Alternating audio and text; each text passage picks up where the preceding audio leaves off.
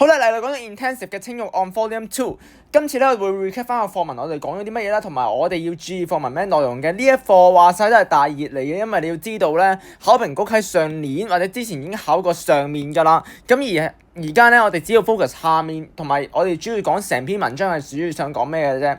你要記得之前 past paper 咧係考過反襯嘅，而反襯咧，已經係個出嘅機會率非常之低㗎啦。咁而家最主要出嘅咧就係多感官描寫，亦都係我上次幾經辛苦同你哋完成咗呢個表啦。仲記唔記得啊？大家就係我同你哋完成咗成個我哋講咗話，我會 tip 佢嘅題目，我會 tip 佢，可能佢會叫你摘落一個原文，例如東風夜放花千雪，更吹落星如雨，然之後用解釋同埋作用，就用自己講翻文句，就係話。呢啲花千樹係咩啊？咪即係好似花燈咯。而星如雨即係咩意思啊？咩雨啊？雨咪即係嗰啲煙花咯。上次講得唔夠清楚，今次再補充翻啦。你知唔知點解星如雨係煙花？有啲人解星如雨係花燈，有啲人解係煙花。點解係煙花？因為咧係煙花先會好似雨咁樣跌落嚟㗎。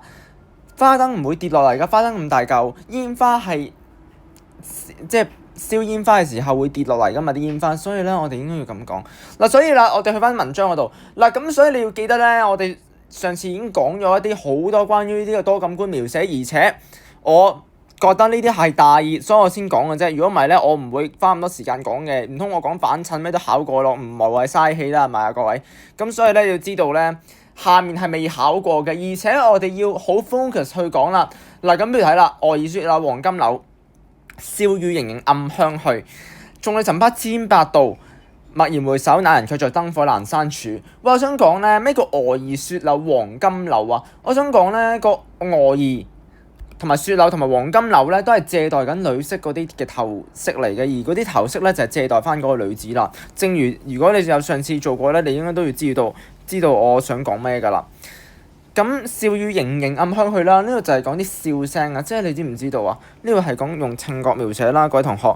如果上次咧有啲同學就話：喂，你講咗咁多講咗呢啲咧，好亂啊，唔知，因為你未温書咯，所以你一定要温書噶啦。愛意雪柳黃金柳係見到個女子嘅頭飾，就形容一個女子，所以呢個係視覺描寫嚟嘅。而笑語盈盈暗香去就係聽到啲少女喺度講嘢。咁就暗香，個香擺明就係嗅覺描寫啦，就係講啲女子嘅香氣撲鼻啦。OK， 即係講佢哋飄過嗰個香氣。眾裏尋他千百度，呢個有好多解釋嘅。解釋其一咧，就係講緊咧個他係講緊邊個啊？就係講緊佢自己。指其二就係講緊啲女子係真正形容緊佢一直想尋覓嗰個與俗不凡嘅女子。OK， 記得翻當時咧係林嘅嗰個偏安嘅時期咧，你要知道偏安嘅時期其實好多人咧都係喺呢個繁榮嘅底下嗰度咧被蒙蔽咗，唔知道當時咧係面對一個南宋偏安嘅時期啊，各位。咁而青玉案係一個唔係 sorry，咁而辛棄疾咧係一個將軍嚟嘅，佢係負責打仗嘅，佢抱持住一個好想去打仗啊，為國效力嗰個嘅意念啦。不過呢個唔需要詳細解釋，因為我哋唔係 focus 呢點，我哋 focus 喺個情緒嗰度。前面就係寫景，而後面就係寫人，而個人就係尋他千百度，即係一係個女子，一係佢自己。咁而驀然回首，那人卻在燈火闌珊處，就係講緊咧，當回望嘅時候咧，就發現嗰個人原來咧一早已經喺個燈火稀少嘅地方啦，燈光稀少嘅地方啦。呢度咧係靜態描寫嚟嘅，各位同學。好啦 ，recap 翻所有嘢啦，我哋一齊去翻個文章嗰度啦。咁所以你要知道咧，其實佢係講緊啲乜嘢啊？係美豔啊！嗰啲女子嘅美豔咧，去 versus 自己嘅脫俗，或者嗰個所謂嘅女子嘅脫俗，咁係用眾人去 vs 自己嘅。好啦，去翻我出嘅題目啦。第17題，上次未講完嘅，嗱就話啦，愛意雪柳黃金柳，笑語盈盈暗香去。呢個就係原文啦。形象係咩咧？各位同學，你要知道嘅就係嗱，我喺呢度出嘅時候咧，就係話啲女子啊，啲女子盛裝打扮，有説有笑啦，咁啊含情笑語，陣陣幽香。即係講佢行過嗰啲香氣撲鼻，惹人注目。嗱，我唔係要你解釋呢句，我想講咧，啲女子行過俾個作者嘅感覺就係好陣陣幽香，OK，咁所以先用香氣去聞到嘅啫。咁然之後咧，燈火闌珊處擺明就係講緊不冒繁華。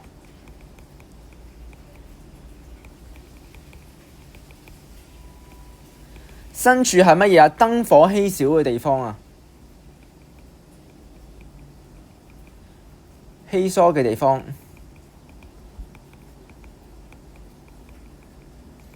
冷落地方嘅美人啊。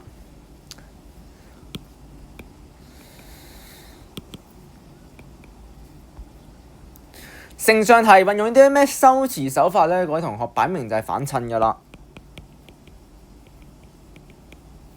其實咧，呢三篇入面咧，我哋要學詞三首咧，除咗呢篇用反襯之外，你記唔記得周瑜都係反襯周瑜啊？用自己嘅年華老去反襯周瑜嘅年少有成，用自己嘅事業愛情失意反襯周瑜嘅事業愛情美滿，用自己嘅老大無情反襯周瑜嘅年少有為同埋事業有成同埋雄姿英發。OK， 用自己早生華發反襯周瑜年青年有氣壯，OK， 年少有志。OK， 各位同學呢啲係牢記住喺心入面啦。OK，anyways，我哋繼續講啦。佢哋抒發咗啲咩情懷啊？請圈喺情懷嗰啲嘅字，佢係點樣去抒發呢個情懷？用咩方法啊？綜合全文説明，即係你要講到2至3個例子啊，各位同學。作者上篇咧，嗱呢個 point form 啦，你答中嗰啲 point 咧就有分㗎啦。上篇就係講原籍嗰啲出遊嘅婦女啦，嘅女子啦，佢哋打扮啦就花枝招展嘅。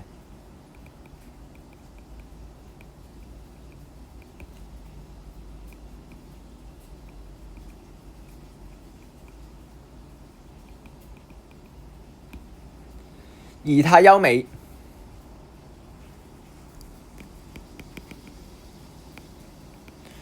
但係儘管呢啲女子咧，佢哋美豔動人都好，活色生香，但係作者啊，依然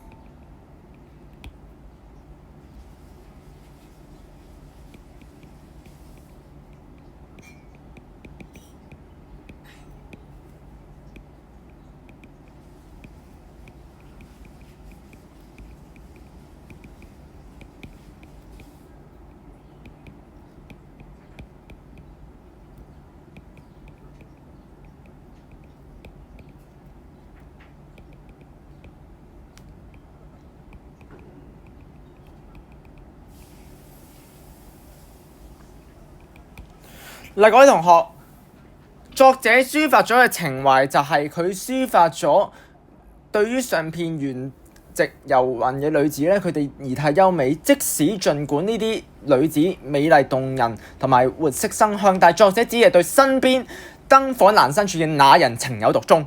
即係講緊，其實成邊都係鋪排緊，最後佢寫嘅那人，佢想反襯那人嘅孤孤不群嘅形象。你見唔見到形成咗一個好強烈嘅對比啊？前面就係講啲女子係好不無繁華嘅，佢哋係好即係，sorry，前面啲女子咧，佢哋係好享受呢個繁華同埋好享受呢個元宵嗰個氣氛。但係相反，最後嗰個女子咧係與眾不同嘅，因為佢係選擇留喺燈火闌珊處人少嘅地方，都唔願意去同啲人隨波逐流。OK， 即係證明其實佢係好清高嘅嗰個人。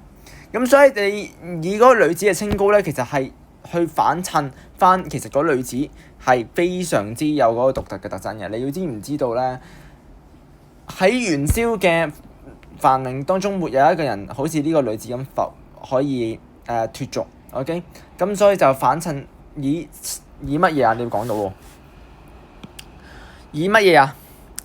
以呢一個嘅陳族女子襯托那人嘅清高，不願意隨波逐流，反襯那人自甘寂寞。OK， 不與世俗同流合污嘅高尚情操，呢個就係兩種女子嘅分別啦。18題，有論者咧就提出青玉案咧就善用短句，作者透過想像巧妙咁樣用夜放、吹落、動、轉、舞為動詞，體現咗本文嘅咩語言特色咧？其實呢度就係我正想 point out 嘅一點，就係我想 pinpoint 嘅一點就係咧，你發唔發覺作者咧佢又話更吹落聲如雨喎，即係吹落啦、夜放啦，呢啲係動詞嚟啊嘛，各位同學圈低佢啦。呢啲動詞咧其實係講緊咧嗰個動態嗰個描寫啊。咁啊，寶馬雕車香滿路啦。咁香滿路呢個香咧係名詞嚟嘅，係講個香氣嘅。OK， 咁啊，鳳簫聲動。OK， 咁玉女光轉，一夜魚龍舞。請圈低動轉舞。嗱，呢三個咧就係好 typical 嘅動詞嚟嘅，而你見到佢上面咧係講緊動態描寫為主嘅，而下篇你講緊那人卻在燈火闌珊處，有冇講嗰個那人嘅動作啊？有冇講嗰個那人個步姿啊？個姿態啊？冇啊！只係講緊那人身處嘅位置，而且你感受到嘅氣氛咧係好 lonely 嘅，即係嗰個人咧係好自甘寂寞嘅，所以係講緊孤單嘅情感咯。你明唔明啊？而前面咧就係一個好多氣氛，係一個氣氛好飽滿嘅一個情況嚟嘅，亦都係好多嘅動態描寫啦。你見到嘅時候，寫一個 party 啲人點樣玩，係咪用動態描寫啊？當然咁，所以你要知道咧，分清咗兩個俾你個 feeling 係點啊，個感覺係點啦。從中體現咗本文有啲咩語言嘅特色咧？請摘錄有關句子。我希望你答到一句咧，就係講緊用字精簡啊。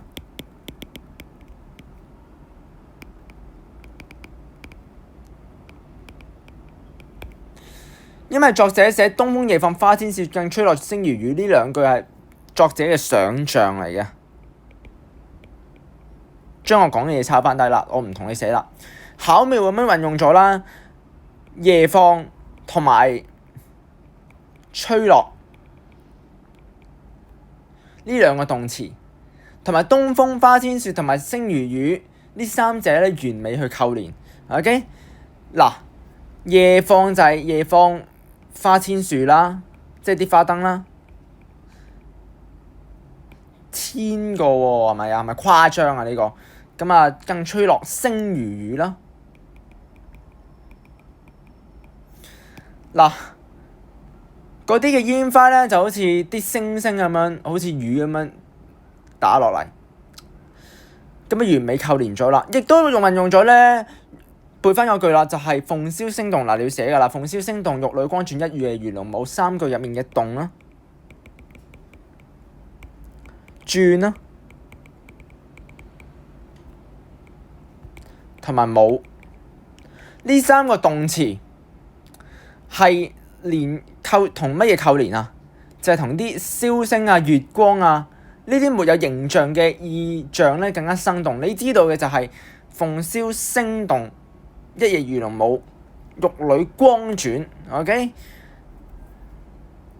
係令到個作用咧，令到更加生動啦。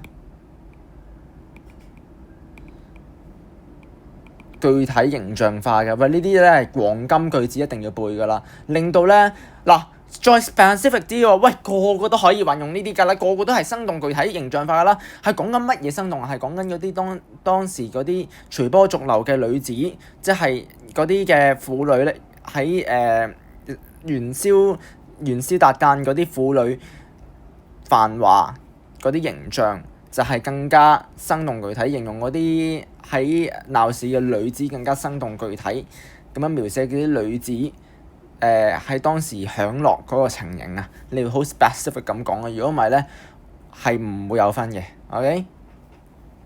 咁所以就係證明咗乜嘢啊？就證明好熱鬧咯，用動態描寫。另一方面，你亦都可以講咧，我都會俾分你嘅，就係你講話佢用字清麗。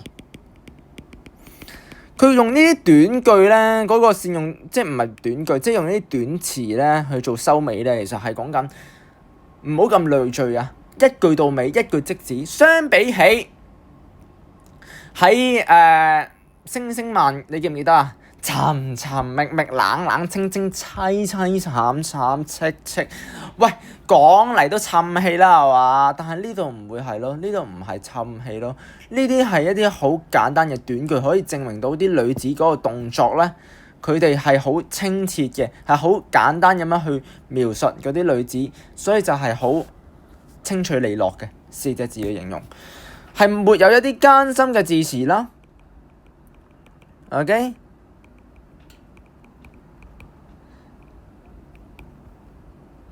咁就係用白描嘅手法，白描啊嚇！請你一定要去寫啦，呢啲用白描嘅手法，咁就同呢個詞組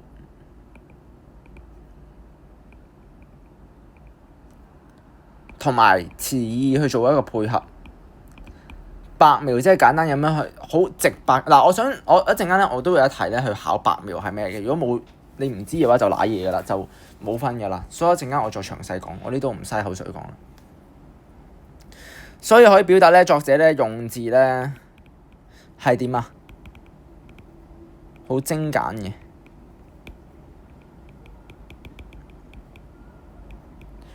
筆力高超，同時都係勾勒咗那人嗰個嘅孤高嘅形象嚟嘅。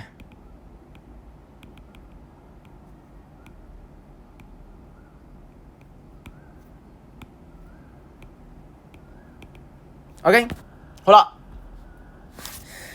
有論者認為，青玉案上片寫南宋偏安嘅原籍繁華嘅景象，同下片所寫嘅人影疏落嘅景象並不匹配，有所矛盾。你認同嗎？嗱，呢個擺明就係我出嘅啦。呢個嗱，首先你要講到咧，立場1分。其實立場係應該冇分嘅，但係我照俾你1分。不認同。嗱，你冇可能話認同㗎啦。作者咧就善用反襯，即刻達個手法出嚟啦。其實當時咧，請記得啦，佢係以鬧襯靜，以熱鬧去襯托呢個靜態。即係例如，我又去跨篇章去同你講啦。你記唔記得咧？喺山居秋暝入面咧，阿王維係用咗乜嘢啊？咩手法啊？咪就係用咗你要知道嘅就係嗰啲叫做背翻嗰個課文先，就係背翻空山新雨後，天氣晚來秋，明月松間照，清泉石上流，竹喧歸浣女，蓮動下漁舟。蓮動下漁舟，啲蓮花佢哋係靜態嚟噶嘛，本身你唔喐佢，佢唔會搞佢噶嘛。但係蓮動啊，啲蓮花點解會動啊？就因為個漁舟下咗啊。OK， 個漁舟咧就係嗰隻船啦，嗰隻船咧就嗰隻船喺度飄過嘅時候咧，喺度流走嘅時候咧就喐到嗰啲本身靜態嘅蓮花，呢個咪就係以動襯靜咯。你都可以講話，你可以講話以鬧襯靜噶，即係嗰啲婦女嘅喧嘩聲就襯托咗嗰個叢林間嘅寧靜，因為當時喺空山新月後嘅時候，佢係一個好幽靜嘅環境嚟噶嘛。聽到遠處婦女歸來嘅聲音，OK， 遠處婦女歸來嘅聲音，咪就係講緊遠處婦女歸來嘅聲音，咪即係講緊嗰啲婦女係乜嘢啊？就係非常之靜啊，係襯托緊更加寧靜啊，咁遠都聽到，係咪？所以以鬧襯靜啊呢度。作者上篇咧就係寫咗元宵嗰個繁華嗰個嘅境況啦，咁亦都係車水馬龍、車馬行人不絕，場景熱鬧，所以你前面一定要講到熱鬧呢個位嘅 ，OK？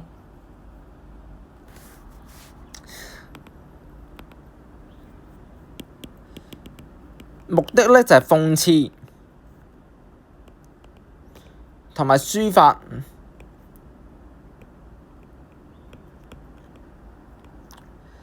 對人們喺國家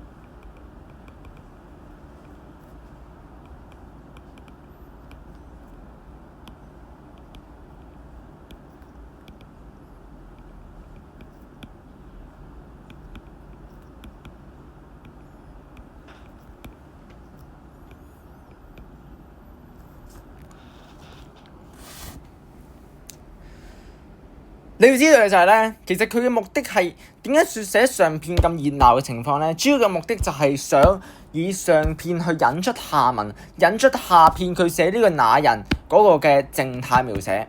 OK， 上片咁熱鬧，去反襯嗰個那人嗰個高潔同埋一個孤孤不群嘅形象。頭先都講到口臭啦。嗱，當時上片咧就係嗰班女子，佢哋咧就係好虛憾嘅場景啦。就係想諷刺同埋抒發當時人們喺國家動盪之際，南宋偏安嘅情況仍然沉醉於享樂，苟且偷安嘅不滿。咩叫苟且偷安啊？各位同學，個意思就係講緊喺一個咁混亂同埋動盪嘅時候，啲人仍然係覺得安詳嘅，即係覺得好冇事嘅，佢哋覺得好自在嘅，生活得係生活無恙嘅 ，OK， 咁坦蕩嘅，佢哋非常之生活得非常之，你可以講就係好苟且偷安嘅情況啦，即係講緊喺咁亂世嘅時候咧，仍然係唔理政事嘅，對政事漠不關心嘅。儘管如此，作者偏偏將目光咧投放喺燈火稀少嘅那人嗰度，咁就係以鬧襯靜，表達咗對心上人高潔品格嗰種愛慕，所以係冇矛盾嘅。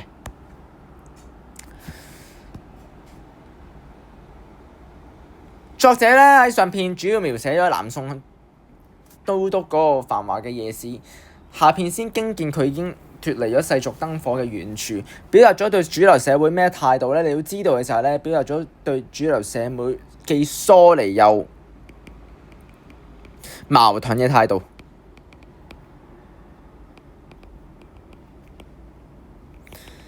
嗱，我想講咧，呢個我略就講下啦。其實當時啦，佢點解又疏離又矛盾咧？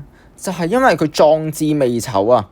嗱，其實佢當時35歲嘅時候，即係又唔係好老，又唔係好後生，但係佢個壯志都未能夠可以實現到嗰種孤憤嗰種情感啊，又孤獨又憤怒嘅情感。因為點解孤憤？喂，各位同學，我想強調呢篇課文佢嗰個嘅主要嘅意念咧，係孤單。點解孤單先？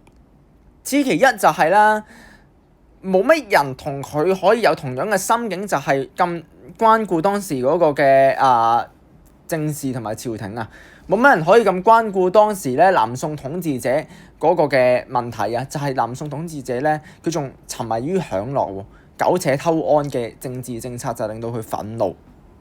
你明唔明啊？當時佢遇上嘅處境就係一個好難堪嘅情況，而佢身為一個將士，佢當然係擔憂當時嗰個嘅處境啦，嗰個政治嗰個嘅南宋偏安嗰個問題嗰個處境啦，佢都係有呢個意志去恢復中原嘅，你知唔知道啊？咁而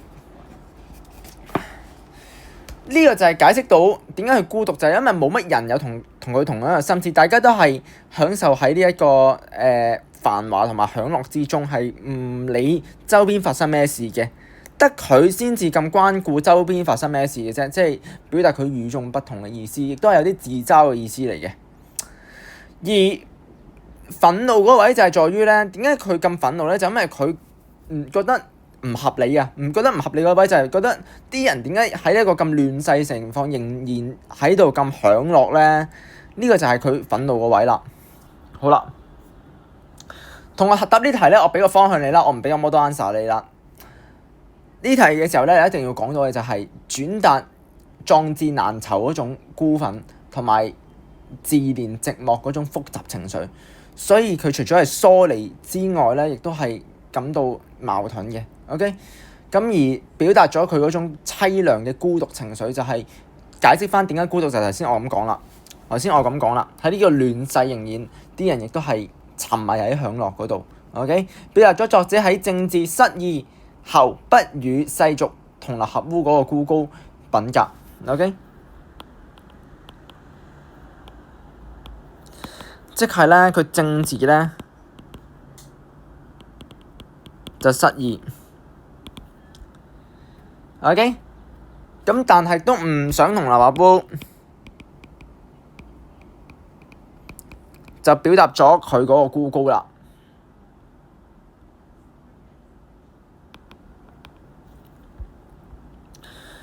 有論者認為青玉案實際唔係指一個人，作者運用咗啲咩修辭手法去寫那人嘅形象咧，亦都可以如何運用呢種修辭手法咧？好處係啲乜嘢？如果你冇上過 intensive course 嘅話咧，你呢題咧我唔知你答唔答到，或者我唔知出面你啲老師點教你，但係我好肯定同你講嘅就係那人係一個象徵嘅意思嚟嘅。佢運用咗象徵那人，而那人咧係可能代表咗一個具體嘅事物咧，去代表以一個具體嘅事物去代表一個去 represent 一個抽象嘅精神啦、品質或者思想嘅，OK？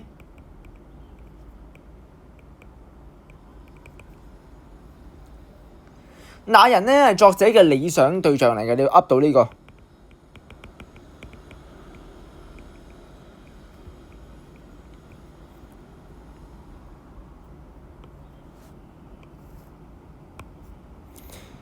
理想對象，佢個形象係正面嘅，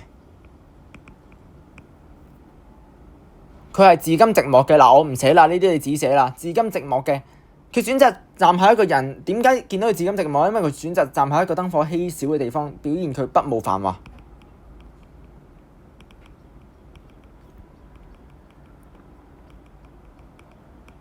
不隨波逐流。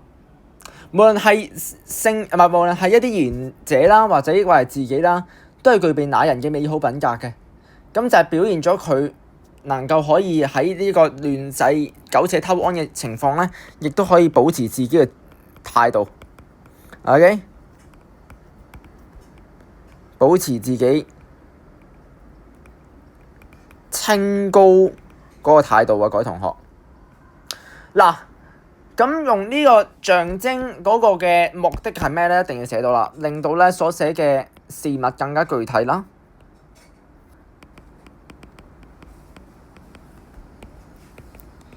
更深刻咁樣可以去呈現作者嘅心儀對象啦。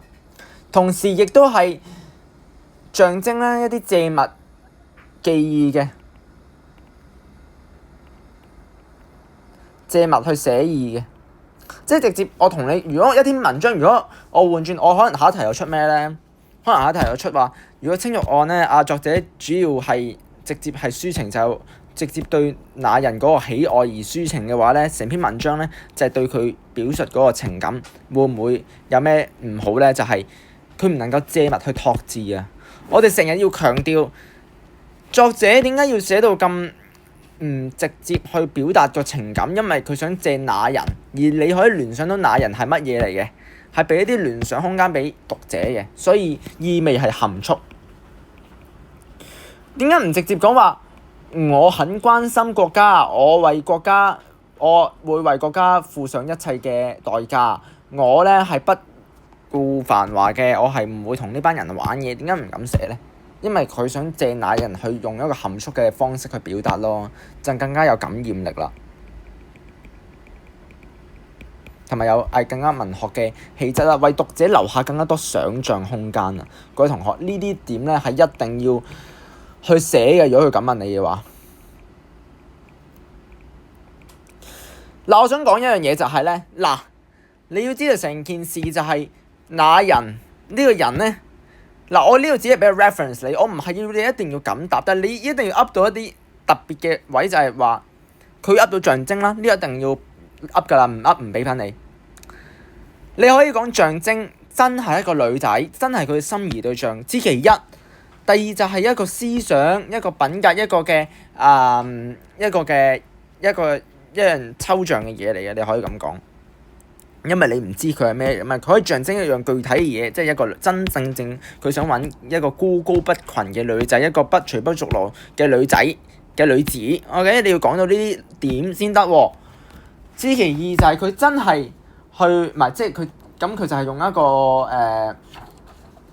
係啦，就講個精神啦，就借物去託字咁樣咯。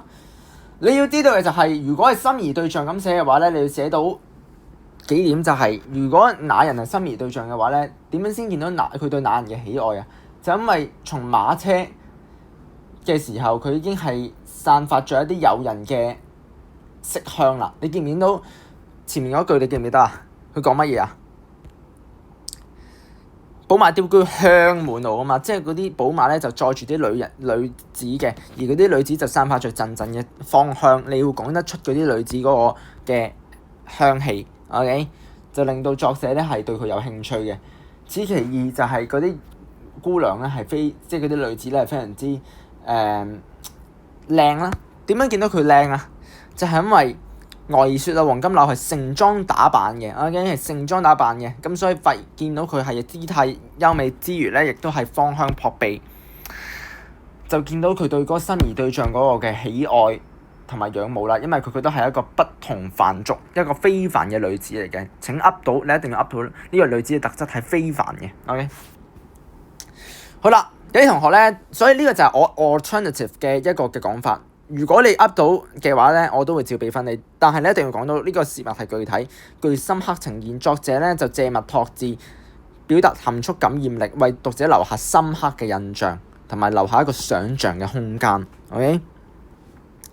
22咧就坑嘢啦。我想講呢份嘢咧個難度係由淺至深嘅，你越做係越痛苦嘅，越做越深嘅。因為我想同你講，你要 experience 一啲由淺最淺白。我問你啲多感官描寫嘅時候，你背晒啦，呢啲噏晒落去解釋到個形象。好似你見到，其實我呢啲都唔係話真係淺㗎。你見到我頭先我之前出呢啲咧，你解釋咧同埋原文咧就淺嘅，但作用咧就真係深嘅呢個位，我覺得。OK。咁而借代呢個位都變態嘅，即係你一定要背咗啊！你唔背就死㗎啦呢啲。咁咁呢個就簡單啦，呢啲之前都考過啦。咁呢啲咧，我諗都係有少少深㗎啦。呢啲咧就更加深㗎啦，更加。所以咧，唔好輕視每一條路嗱。白描啦，嚟近嘢啦，嚟料啦，嚟真章啦。白描係咩意思？你要知道嘅就係運用咗白描係邊一句，我叫你摘錄嗰一句出嚟，就係最後嗰句，驀然回首，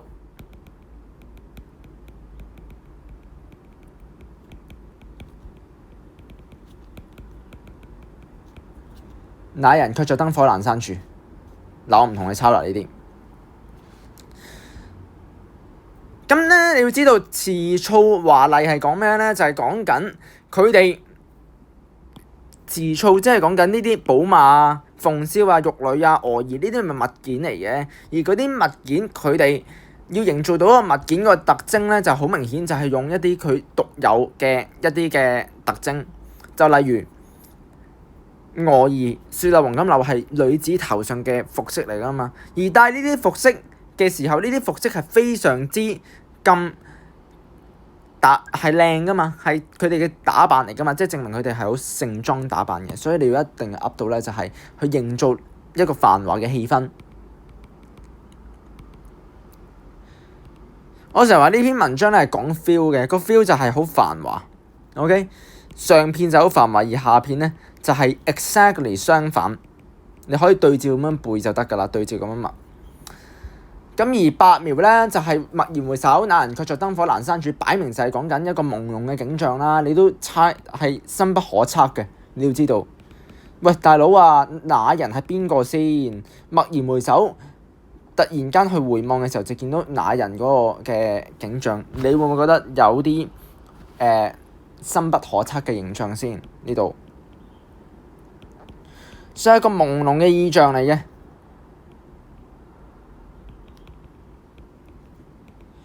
意境嚟嘅，孤獨、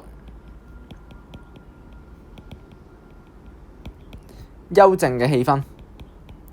前面就講熱鬧，後面咪講孤獨咯，相反嚟嘅啫。所以各位同學，難嘅位唔係喺呢度啊，難嘅位係呢度啊，呢度都未算難啊，但係呢度咧真係要自己解啦。好啦。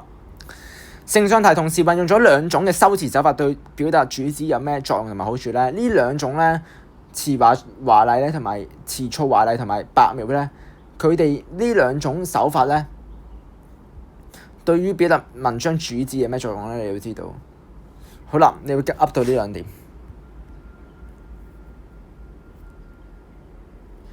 用華麗去配合呢一個嘅繁華嘅景緻咧，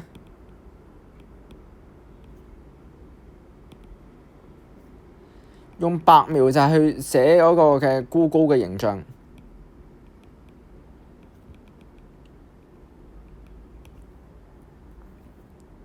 係絕妙配合嘅。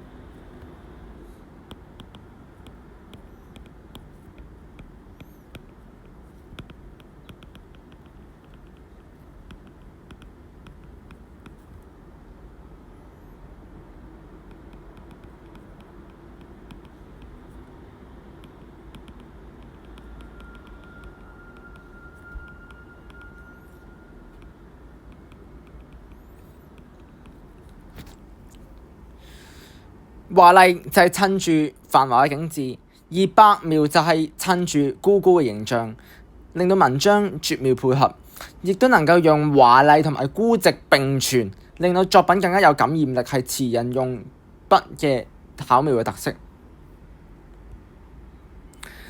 試解釋咧，白描嘅修辭手法咧，點樣突顯詞中人物嘅形象？喂，其實都講咗 N 次噶啦。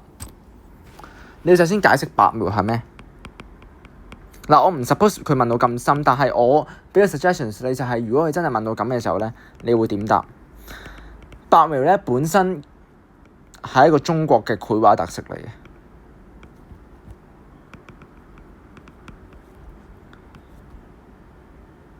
勾勒形象，純粹勾勒形象，而不設色，即係唔加顏色咁解。純粹 only 用最精簡嘅文字，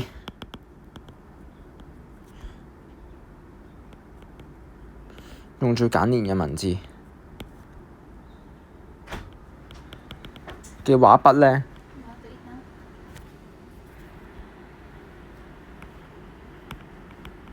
不加烘托，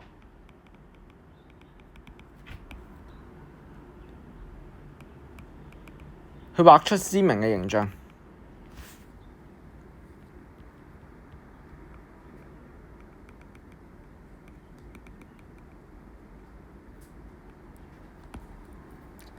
用喺文字當中咧，就係用字精簡咯。正如我頭先都講咗幾次啦。咁啊，樸素嘅，簡單樸素嘅，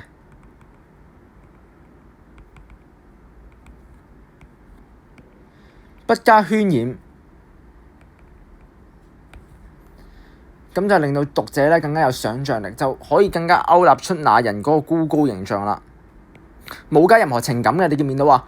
那人默然回首，即係講佢動作啦，佢回頭一望啦，突然一望嘅時候咧，就發現到那人卻在燈火闌珊處，係沒有加任何情感喺入面嘅，就更加可以好有畫面感啊！喂，各位同學，你可以寫埋更加有畫面感去突出那人嘅形象，因為佢用白描嘅時候就直接用一個直接嘅描寫，直接作者咧就寫佢親眼看見那人喺突然間就出現咗喺一個燈火稀少嘅地方，就係更加有充滿畫面感同埋具體感。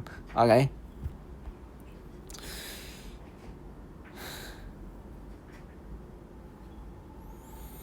好，完成咯。